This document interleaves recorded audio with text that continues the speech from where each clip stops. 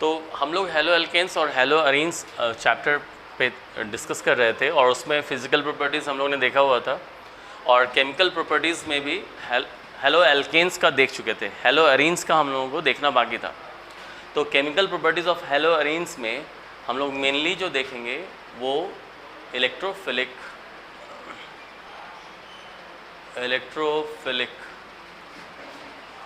Substitution, short में हम लोग ऐसे लिखते हैं SE, इलेक्ट्रोफिलिक सब्स्टिट्यूशन रिएक्शंस, ये हम लोगों को देखना है। तो यहाँ पर जैसे अलग अलग टॉपिक में जैसे बात करेंगे, ये थोड़ा सा क्लास 11th से भी रिलेटेड है। क्लास 11th में हम लोगों ने पढ़ा था कि हैलोजेंस जो होते हैं, जब ये ऑर्थो पारा डायरेक्टिंग ग्रुप का काम करता है या ये ऑर्थो पारा डायरेक्टिंग ग्रुप होता है। लास्ट क्लास में बात किए भी थे ऑर्थो पारा डायरेक्टिंग पर क्यों होता है, वो पूछी थी ना, उस पर बात हुई थी। तो ये ऑर्थो पारा डायरेक्टिंग ग्रुप होता है, ठीक है। और इलेक्ट्रोफिलिक सब्स्टिट्यूशन रिएक्शन में होता क्या है, इलेक्ट्रोफाइल आकर के अटैक करता है बेंजीन पे, वहाँ से एक हाइड्रोजन हटेगा और एक इलेक्ट्रोफाइल आकर के लगेगा, ये होता है। तो ये जो इलेक्ट्रोफिलिक सब्स्टिट्यूशन है, इसमें अलग अलग हम लोगों को रिएक्शंस कुछ पढ़ना है। पहला है हैलोजनेशन।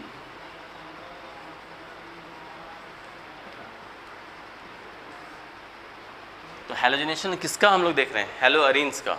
ये जो प्रॉपर्टीज़ देख रहे हैं हम लोग, केमिकल प्रॉपर्टीज़ या इलेक्ट्रोफिलिक सब्स्टिट्यूशन रिएक्शंस किसका, ऑफ हेलो अरीन्स का,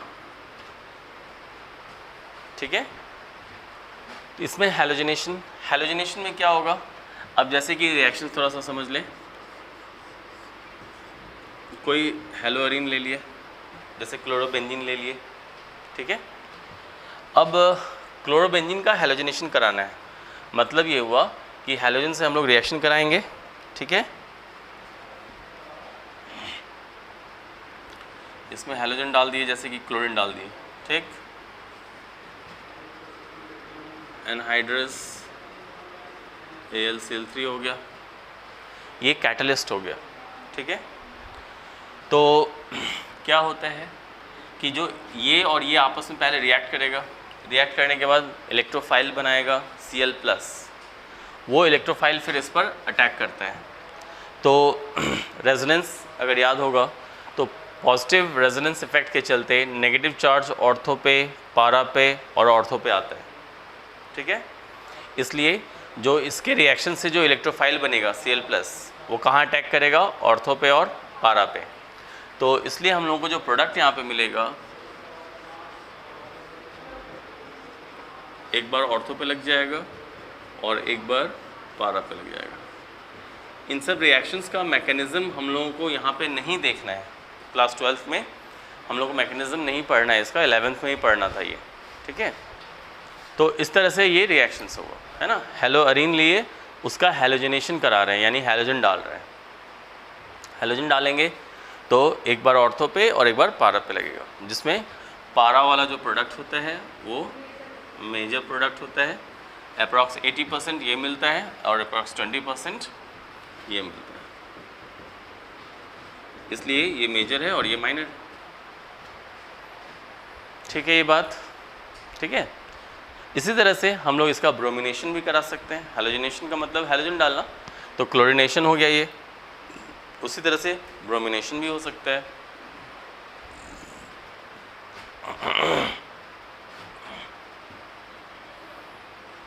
ठीक है।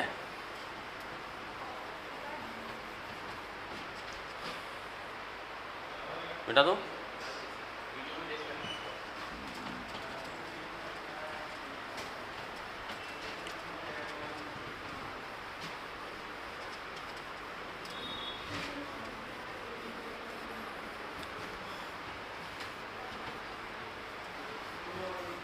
वैसे ही ब्रोमिनेशन करवा लेंगे। तो कोई भी हेलो अरीन जैसे ले लिए, मान लो क्लोरोबेंजीन ही ले लिए,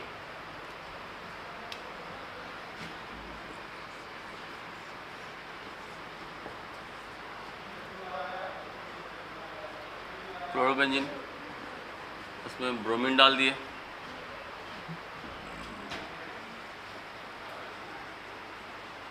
एनहाइड्रस AlBr3। जैसे यहाँ ब्रोमीन लिए तो यहाँ भी वही ले लेते हैं, वो ज़्यादा सही रहता है। ठीक है, ऐसे दूसरा भी ले लेते हैं, अगर मान लो AlCl3 भी ले लेते तो ऐसा नहीं कि रिएक्शन नहीं होता, रिएक्शन तब भी होता है। ठीक है, बट ये जो हैलोजन है वही यहाँ पे भी लेना चाहिए। तो बस ऑर्थो और पारा पे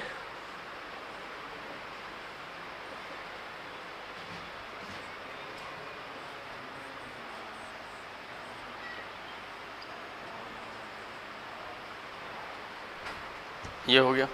कोई दिक्कत? किसी को समझने में कोई दिक्कत?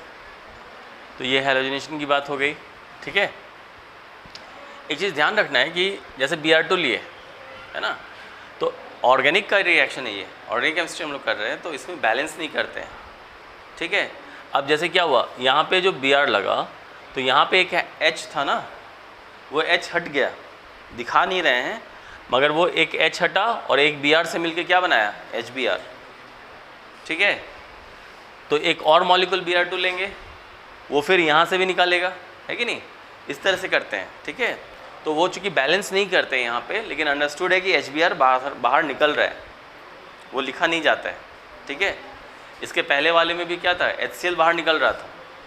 हम लोग क्या पढ़ रहे हैं, सब्स्टिट्यूशन पढ़ रहे हो ना।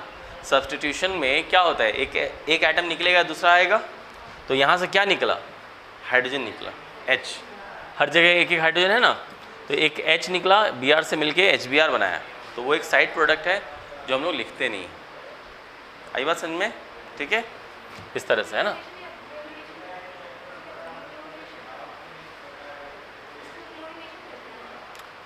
जब ब्रोमीन डाल रहा हो तो ब्रोमिनेशन, जब क्लोरीन डालेंगे तो क्लोरीनेशन, आयोडीन डालेंगे आयोडीनेशन, कॉमन हो गया हैलोजिनेशन, है ना। हैलोजन डाल रहे हो तो हैलोजन डाल रहे हो तो क्या बोलोगे, हैलोजिनेशन ही बोलोगे ना, नहीं बोलोगे। ठीक है, तो इस तरह से ये करवा लिए। तो ये पहला हो गया हैलोजिनेशन इलेक्ट्रोफिलिक में। ठीक है, अब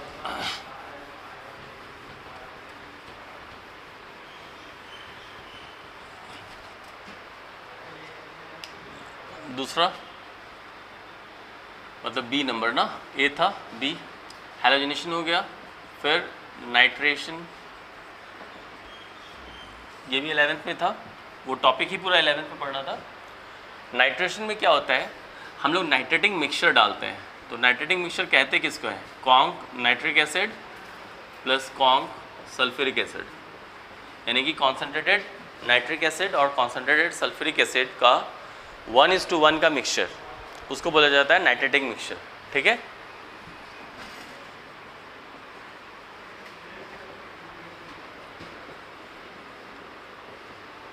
नाइट्रेटिंग मिक्सचर। और जब रिएक्शन कराएंगे किसका, हेलोअरीन्स का, जैसे कोई हेलोअरीन ले लिए, ठीक है, और ये डाल दो, तो conc HNO3 in the presence of conc H2SO4। ठीक है, तो क्या होगा,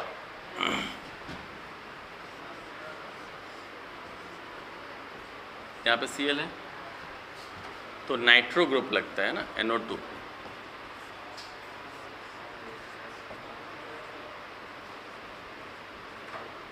ये इलेक्ट्रोफाइल जो यहाँ पे बनता है ना, वो एक्चुअली क्या होता है, ये पहले इससे रिएक्शन करता है, तो इलेक्ट्रोफाइल जो यहाँ पे बनता है वो बनता है NO2+ नाइट्रोनियम आयन, फिर वो जाकर के अटैक करता है बेंजीन को, फिर उस तरह से रिएक्शन आगे बढ़ता है। मगर इसका मैकेनिज्म भी क्लास 11th में ही पढ़ना था, 11th में हाइड्रोकार्बन चैप्टर में, तो इसलिए हम लोग यहाँ पे मैकेनिज्म नहीं डिस्कस कर रहे हैं। सॉरी, तो ये बात हो गई। अगर ब्रोमोबेंजीन का करोगे तो उसका भी कर सकते हो, जैसे ब्रोमोबेंजीन, इसको हम लोग ऐसे भी लिखते हैं, सब ये लिखने का तरीका है, बस कंफ्यूज नहीं कर जाना है कि ऐसे कैसे हो गया। जैसे कॉन्क HNO3 ऐसे लिख दिए और कॉन्क H2SO4 ऐसे लिख दिए। ठीक है, इस तरह से, है ना। तो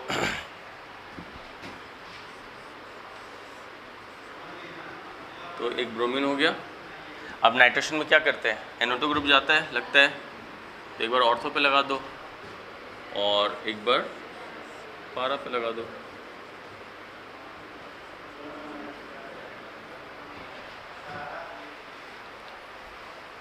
ठीक है, एक बार ऑर्थो पे और एक बार पारा पे। तो इस तरह से नाइट्रेशन हो गया, क्लोरोबेंजीन का भी, ब्रोमोबेंजीन का भी।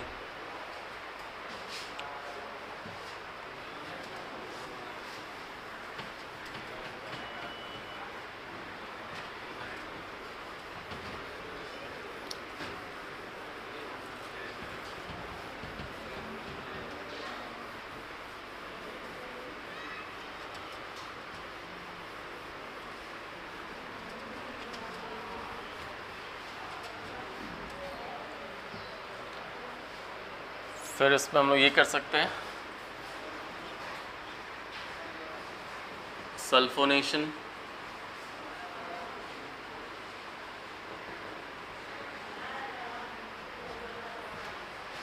सल्फोनेशन में हम लोग सल्फ्यूरिक एसिड यूज़ करते हैं, ठीक है। तो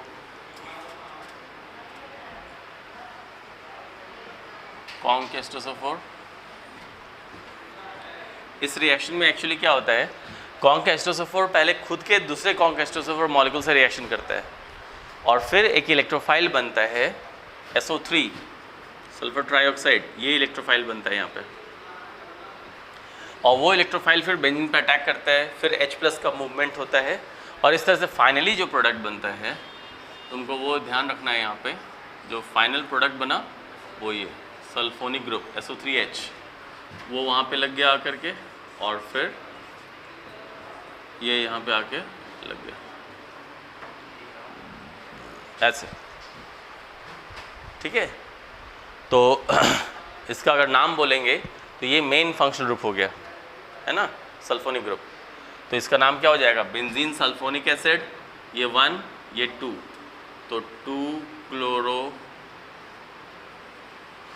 बेंजीन सल्फोनिक एसिड, ये नाम हो।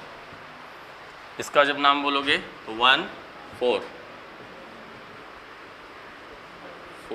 क्लोरो बेंजीन सल्फोनिक एसिड, ठीक है। इस तरह से होता है। तो ऐसे हम लोग सल्फोनेशन कराते हैं। सिंपली अगर ब्रोमोबेंजीन का करवाना है तो बस वैसे ही होगा, है ना, बस क्लोरीन की जगह पे ब्रोमीन रहेगा, ब्रोमीन SO3H, फिर ये हो गया ब्रोमीन SO3H, इस तरह से, समझे।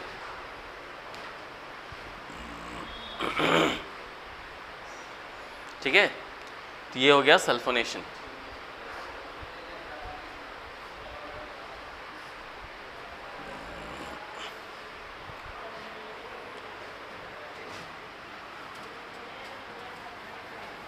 एक और है 4th number,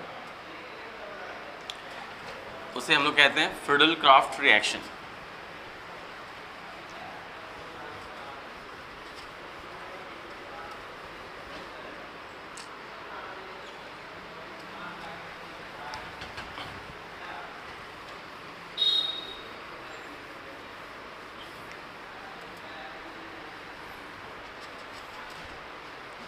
Friedel-craft reaction number D.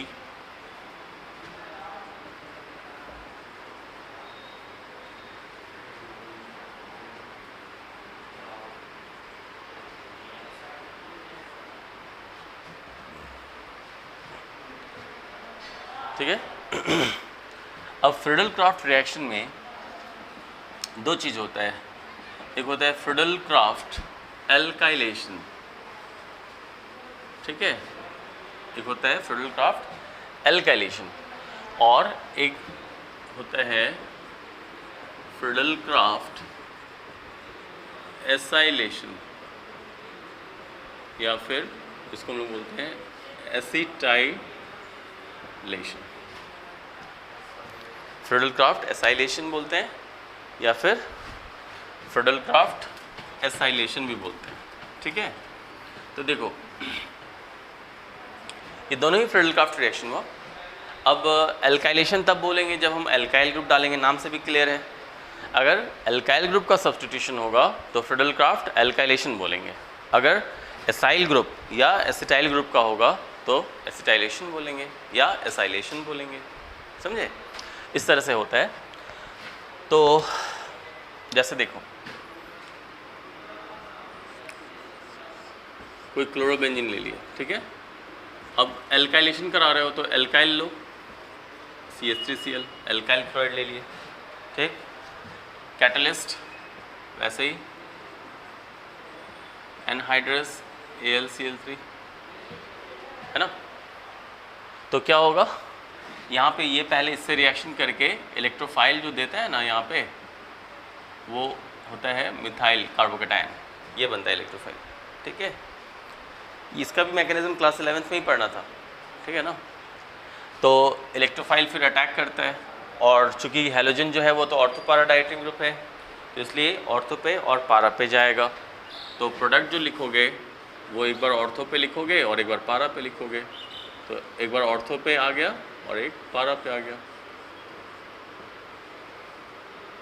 Sorry, अगर मैं ऐसे लिख दूँ तो क्या गलत है? तो भी बात वही है ना। ऐसा नहीं सोचना कि Cl यहाँ रहेगा और मिथाइल यहाँ रहेगा, बात तो वही है। यहाँ Cl, वहाँ मिथाइल, वहाँ मिथाइल, यहाँ Cl, एक ही चीज़ हो गया, ठीक है।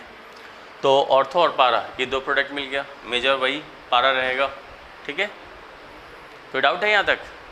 तो इसमें क्या हो रहा है, क्लोरोबेंजीन में एल्काइल ग्रुप आके लग रहा है, और जहाँ पे मिथाइल लग रहा है वहाँ से हाइड्रोजन हटा तब ना मिथाइल आके लगा, तो सब्स्टिट्यूशन हुआ और मिथाइल कार्बोकेटायन गया, वो भी एक इलेक्ट्रोफाइल है, इसलिए इलेक्ट्रोफिलिक सब्स्टिट्यूशन का ये एग्जाम्पल है, ठीक है। तो ऐसे रिएक्शन को हम लोग बोलते हैं फ्रिडल-क्राफ्ट एल्काइलेशन रिएक्शन, यानी कि एल्काइल ग्रुप आकर के लग रहा है, ठीक है। तो ये हो गया फ्रिडल-क्राफ्ट एल्काइलेशन रिएक्शन। चलो ठीक है, ये तो हम लोग समझ ही गए। इसमें और भी कर सकते थे ऐसे, मान लो मैं ये ले लेता हूँ ब्रोमोबेंजीन, ठीक है, ब्रोमोबेंजीन। अब यहाँ पे C2H5Br, ब्रोमो इथेन ले लिए, कैटलिस्ट ले लेते हैं एनहाइड्रस AlBr3, तो एल्काइल ग्रुप ऑर्थो और पारा पे लग जाएगा।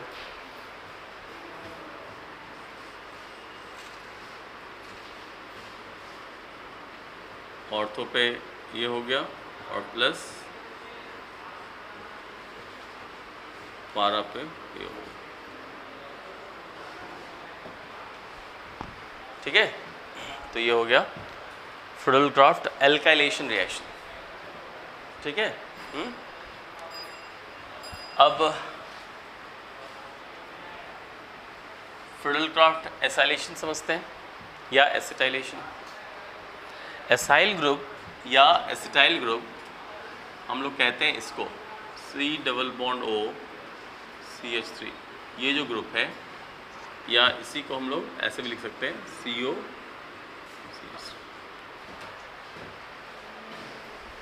ठीक है। ये दोनों नहीं सुना, क्या बोल रहे हो? वो बात नहीं कह रहा हूँ। एसाइल ग्रुप किसको कहते हैं, वो जैसे एल्काइल ग्रुप हुआ ना, मिथाइल इथाइल ये सब, वही मैं बता रहा हूँ कि एसाइल ग्रुप किसको कहते हैं या एसिटाइल ग्रुप किसको कहते हैं, वो मैं समझा रहा हूँ, ठीक है। तो वो जो यहाँ पे है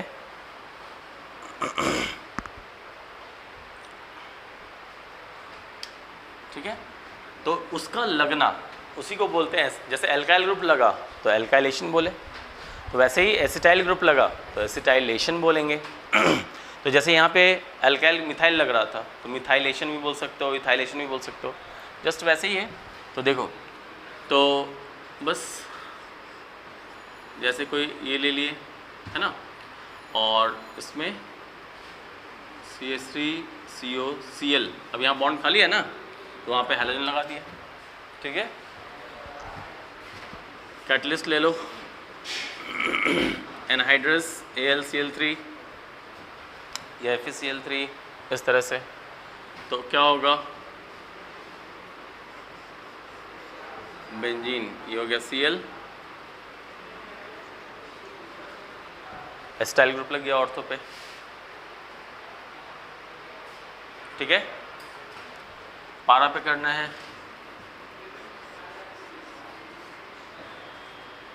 तो पारा पे लग गया, ठीक है। तो इस तरह से ये क्या हो गया, एसिटाइलेशन कहेंगे इसको, है ना। तो दोनों ही फ्रिडल क्राफ्ट है, एक में एल्काइल ग्रुप लग रहा है इसलिए इस तरह के रिएक्शन को फ्रिडल क्राफ्ट एल्काइलेशन कहते हैं। यहाँ पे एसाइल ग्रुप लग रहा है, इसमें लगा क्या, COCH3 लगा ना, COCH3, तो इसलिए ये एसाइल ग्रुप लगा इसलिए एसाइलेशन, या एसिटाइल ग्रुप लगा इसलिए एसिटाइलेशन कहते हैं, समझ गए। तो फ्रिडल क्राफ्ट एल्काइलेशन और फ्रिडल क्राफ्ट एसिटाइलेशन, ये चीज़ हुआ, ठीक है। ये सब जो रिएक्शंस जितना हम लोग अभी पढ़े, जैसे हैलोजनेशन, नाइट्रेशन, सल्फोनेशन और फ्रिडल क्राफ्ट रिएक्शन, ये सारे इलेक्ट्रोफिलिक सब्स्टिट्यूशन रिएक्शंस का ही एग्जाम्पल है, समझ गए। आगे के चैप्टर्स में भी ये रिएक्शंस आएगा, है ना, तो ध्यान रखना, एक कॉमन टाइप ऑफ रिएक्शंस हो गया ये, ठीक है। ये चीज़ समझ गए, चलो।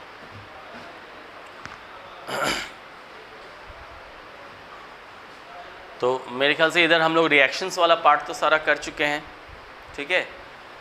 और इसमें जो हेलोअरीन का रिएक्शन है, जैसे उर्ज फिटिक रिएक्शन हेलोअरीन का रिएक्शन था, और फिटिक रिएक्शन ये भी हेलोअरीन का रिएक्शन था, मगर वो मैं पहले ही बता चुका हूँ ना। तो इसलिए रिएक्शन विथ मेटल्स में मैग्नीशियम के साथ भी ग्रीनार्ड एजेंट वाला वो पहले ही बता चुका हूँ, तो एक यही रह गया था। तो ये हम लोग आज कर ही लिए। तो इस तरह से मेन रिएक्शंस वाला पार्ट जो है वो हम लोगों ने कर लिया है, ठीक है। अब इसके बाद थोड़ा सा एक अलग टॉपिक है जो हम लोग ऐसे ही डिस्कस कर लेते हैं, मैं थोड़ा सा समझा देता हूँ, उसको जाकर के एक बार बस देख लेना है और कुछ नहीं। देखो, इसके बाद जो है वो है सम कमर्शियली इम्पॉर्टेंट अल्कोहल्स, ठीक है, सम कमर्शियली इम्पॉर्टेंट अल्कोहल्स, ठीक है। तो ये चीज़ हम लोग रिएक्शंस वाला पार्ट तो देख चुके हैं, ठीक है। अब जो एक है लास्ट टॉपिक, थोड़ा थ्योरेटिकल टॉपिक है, उसमें है ना, हाँ, पॉली हैलोजन कंपाउंड्स, इस तरह से, ठीक है। वो उतना कुछ खास इंपॉर्टेंट नहीं है। पॉली हैलोजन कंपाउंड मतलब जिसमें हैलोजन ज़्यादा रहेगा, ठीक है। मैं वर्बली उसको डिस्कस कर दे रहा हूँ और फिर उसको बाद में एक बार देख लोगे, पढ़ लोगे, कुछ ऐसा डाउट होगा तो बोलोगे, ऐसा कुछ खास उसमें है नहीं। तो पॉली हैलोजन कंपाउंड में जैसे कि क्या है, जैसे कि देखो, पॉली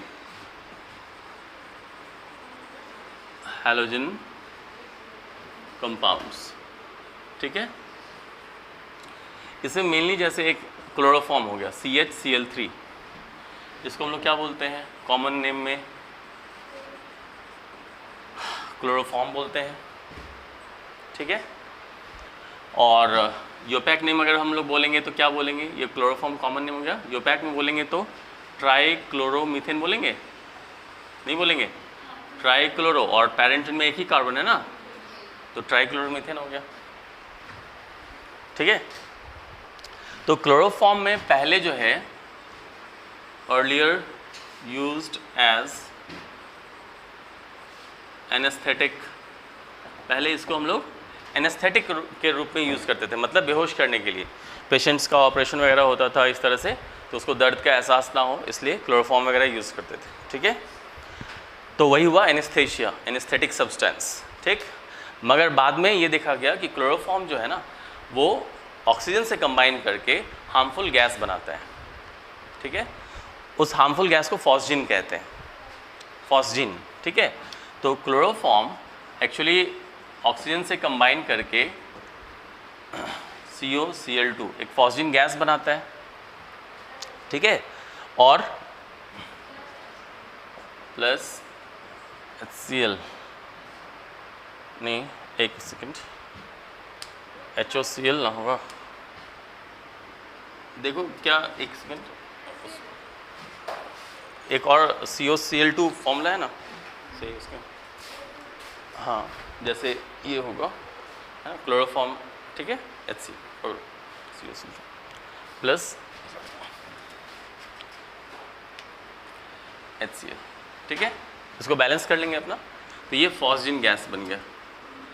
और ये जो फॉस्जिन गैस है ये काफ़ी हार्मफुल होता है, एक तरह से पॉइजनस गैस हुआ, ठीक है, हार्मफुल होता है हमारे बॉडी के लिए।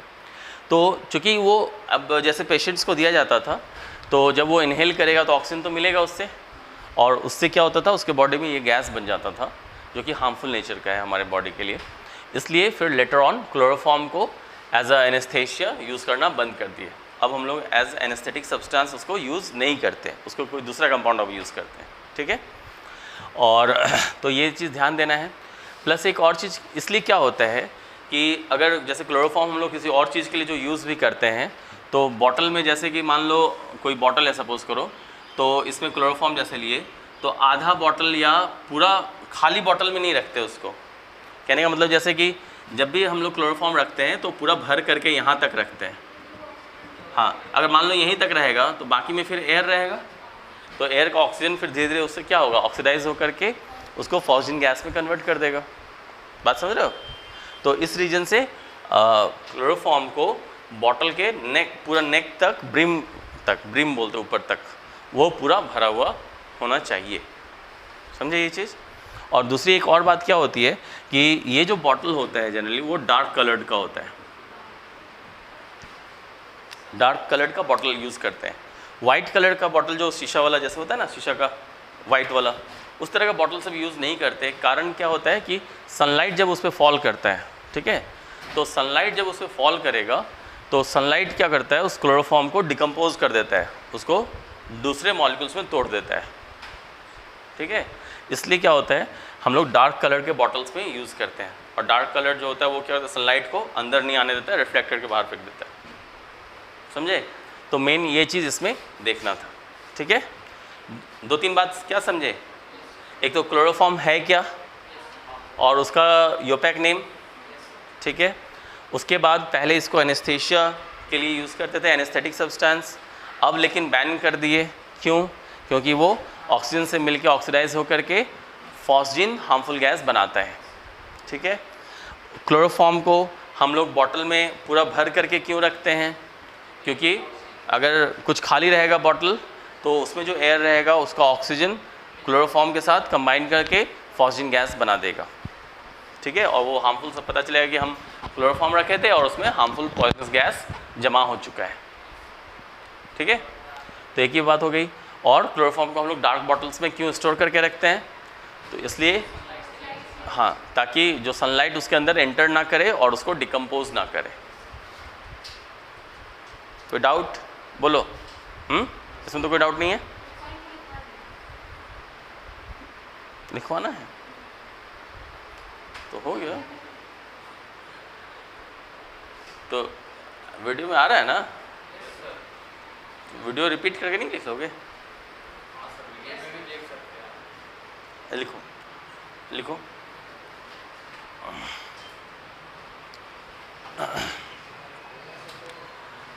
earlier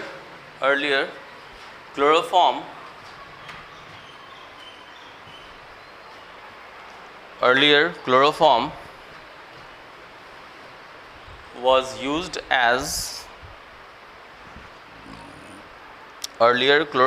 was used as anesthetic substance. Earlier chloroform was used as anesthetic. तो क्लोरोफ्लोरोकार्बन्स जो है CFCs कहते हैं शॉर्ट में उसको, ठीक है। तो बहुत तरह का क्लोरोफ्लोरोकार्बन होता है। जो सबसे कॉमन जो क्लोरोफ्लोरोकार्बन होता है वो CCl2F2 ये होता है, जो सबसे कॉमन होता है, ठीक है। और इसको हम लोग बोलते हैं फ्रियॉन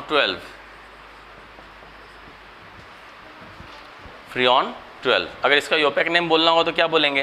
पेरेंट चेन में एक कार्बन है तो मीथेन हो गया, 2 क्लोरीन है तो डाइक्लोरो, और 2 फ्लोरीन है तो डाइफ्लोरो। अल्फ़ाबेटिकली C पहले आएगा, तो इसलिए क्या बोलेंगे इसको, डाई क्लोरो डाई फ्लोरो मीथेन। ठीक है, डाइक्लोरो डाइफ्लोरो मीथेन, ये फ्रियॉन 12 हो गया, इसी को बोलते हैं। ठीक है, तो पहले क्या था, पहले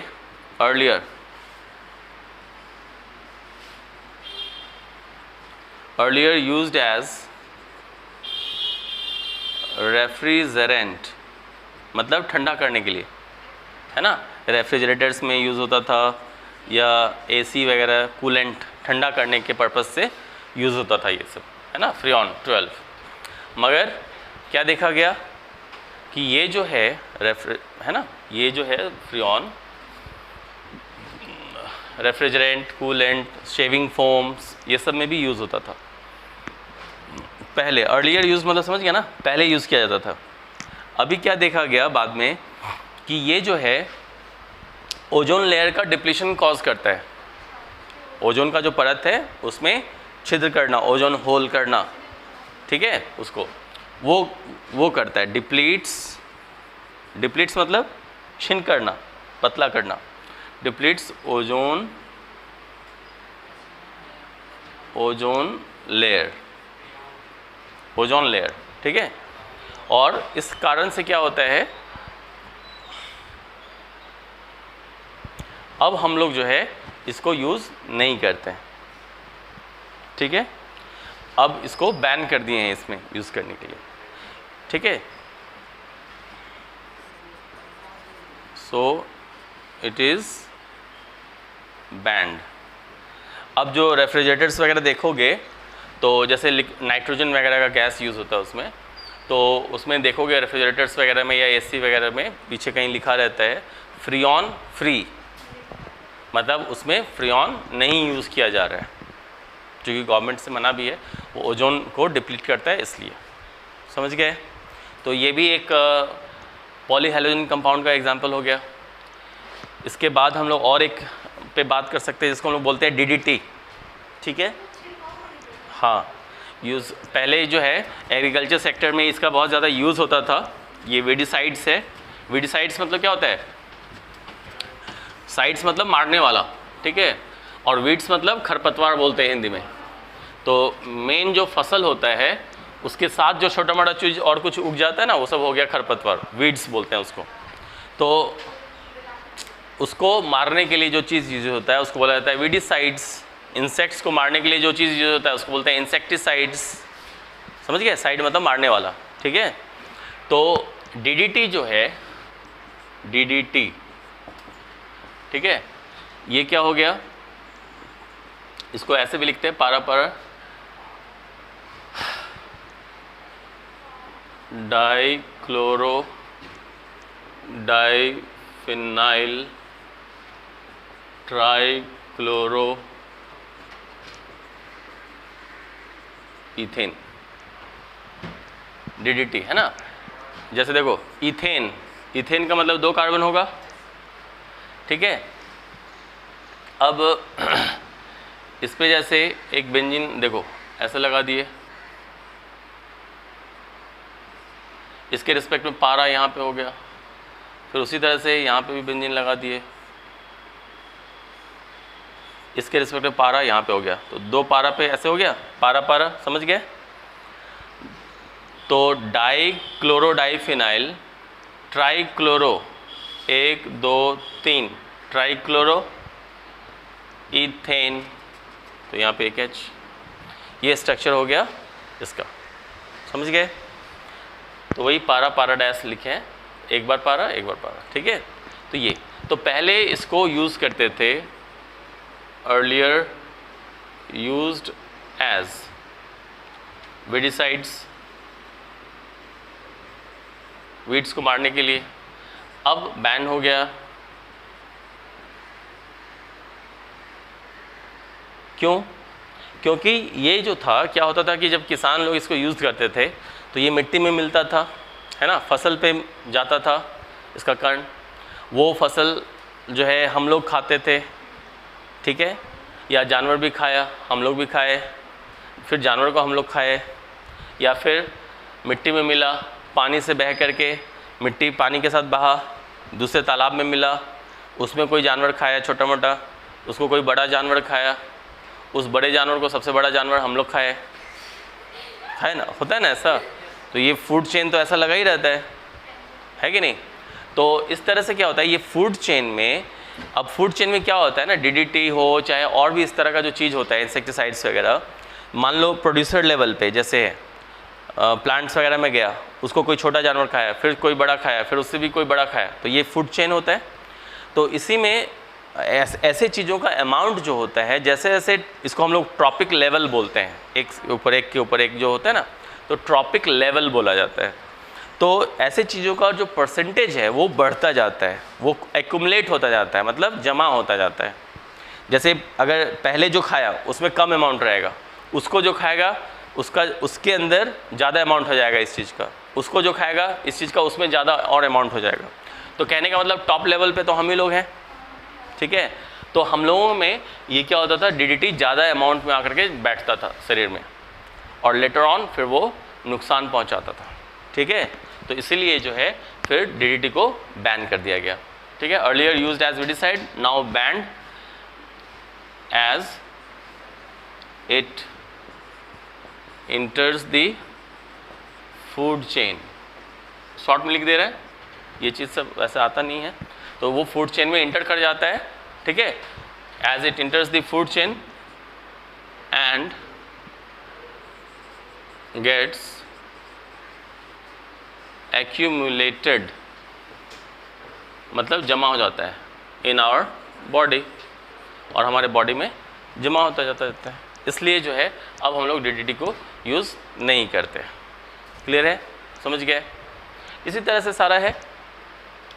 एक और है जैसे आयोडोफॉर्म, अभी हम लोग क्लोरोफॉर्म पढ़े थे, क्लोरोफॉर्म, तो क्लोरोफॉर्म की जगह अब हम लोग क्या पढ़ रहे हैं, आयोडोफॉर्म, CH3, इसको हम लोग क्या बोलते हैं, आयोडोफॉर्म।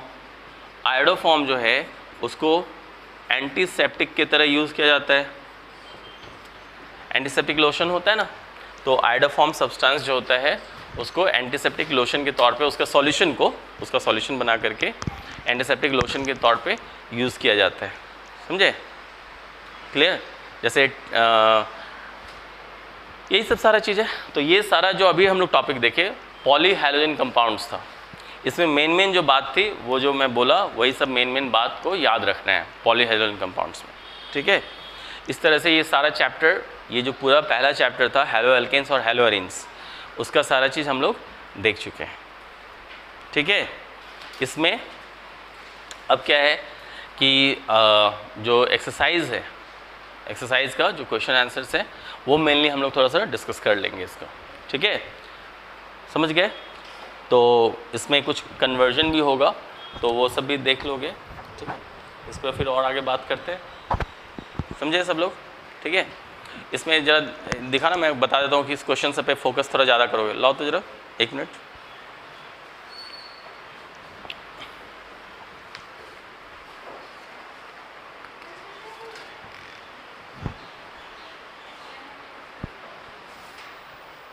एक तो ये कर लो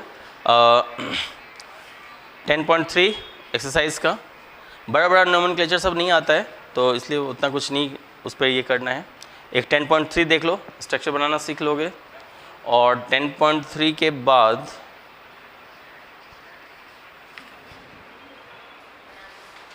लगभग हम लोग सारा ही डिस्कस करेंगे।